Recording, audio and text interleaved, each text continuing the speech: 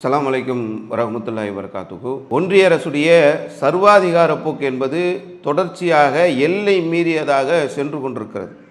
ஒன்றிய அரசுக்கு எதிராக ஒருவர் கருத்து சொன்னார் என்று சொன்னால், ஒன்றிய அரசிற்கு எதிராக ஒருவர் பேசுகிறார் என்று சொன்னால், ஒன்றிய அரசுடைய அந்த கருத்துக்களை, அவருடைய சிந்தனைகளை, அவருடைய சித்தாந்தங்களை எதிர்க்கிறார்கள் என்று சொன்னால், எதிர்க்கக்கூடியவர்களை கைது செய்து மிரட்டக்கூடிய அந்த தோணி என்பது, அந்த போக்கு என்பது, இந்த சர்வாதிகார போக்கு தொடர்ந்து கொண்டே இருக்கிறது. அந்த அடிப்படையில் சமீபத்தில் எஸ்டிபிஐ கட்சியுடைய தேசிய தலைவராக இருக்கக்கூடிய MK5G அவர்கள் கைது செய்யப்பட்டிருக்கிறார்.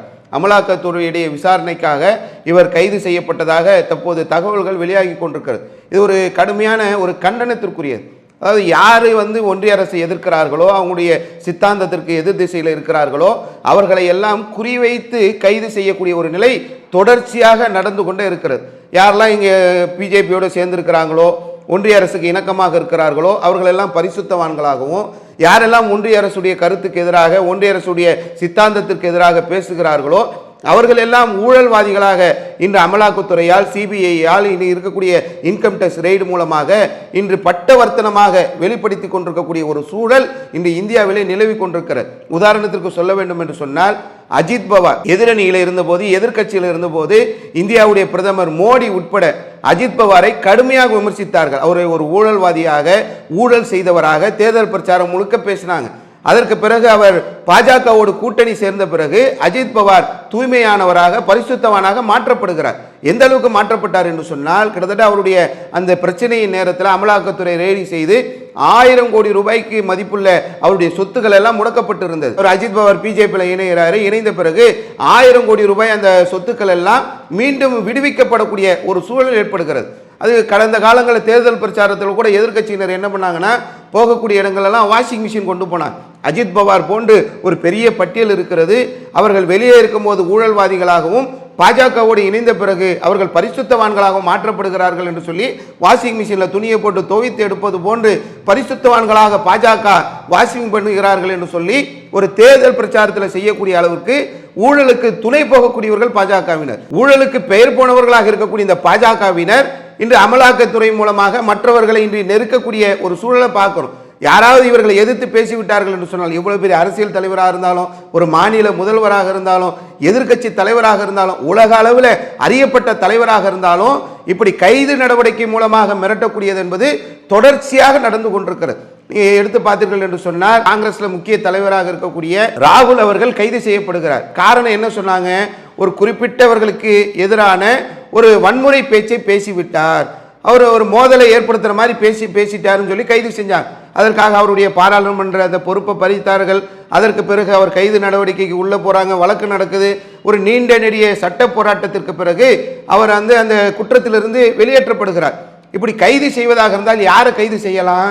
இந்தியாவுடைய பிரதமர் நரேந்திர மோடி உட்பட இவர்களெல்லாம் கைது செய்யப்படுவதற்கு தகுதியானவர்கள். இந்தியாவுடைய உள்துறை அமைச்சர் இருக்கிறாங்க.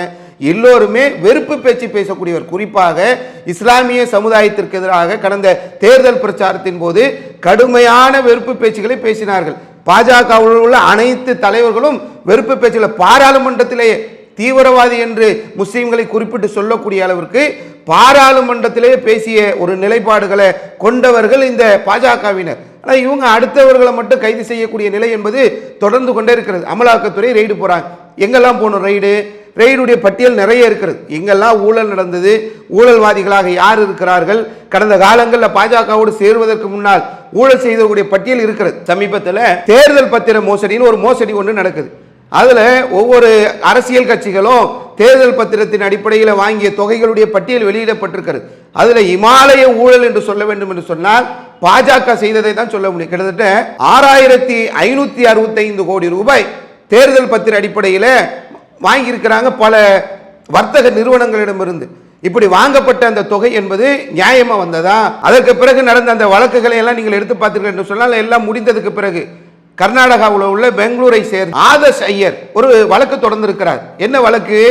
இந்தியாவுடைய நிதியமைச்சர் சீதாராமன் உட்பட இதில் அவர்கள் எங்களை மிரட்டித்தான் அந்த தேர்தல் பத்திரத்தை வாங்க வைத்தார்கள் என்ற ஒரு குற்றச்சாட்டை வைத்திருக்கிறார். அமலாக்கத்துறை ரெய்டு பண்ணாங்களா?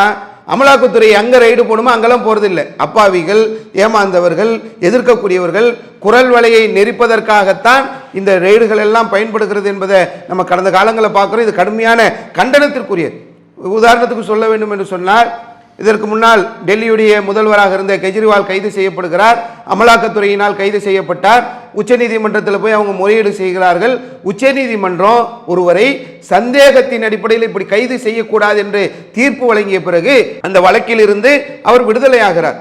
விடுதலை ஆன பிறகு அமலாக்கத்துறை வழக்கு விடுதலையாகி வெளியே வராரு, சிபிஐ கைது பண்றாங்க. அப்போ ஒரு எதிர்கட்சி தலைவராக இருக்கக்கூடிய எதிர்கருத்தில் உள்ள ஒரு மாநில முதல்வராக அப்போது அவர் இருக்கின்ற போது கூட அவரை கைது செய்கிறார்கள் என்று சொன்னால் இந்த போக்கு என்பது ரொம்ப கடுமையான கண்டனத்திற்குரியது. இதை அனைத்து கட்சிகளும் சேர்ந்து கொண்டு எதிர்க்க வேண்டிய ஒரு விஷயம்.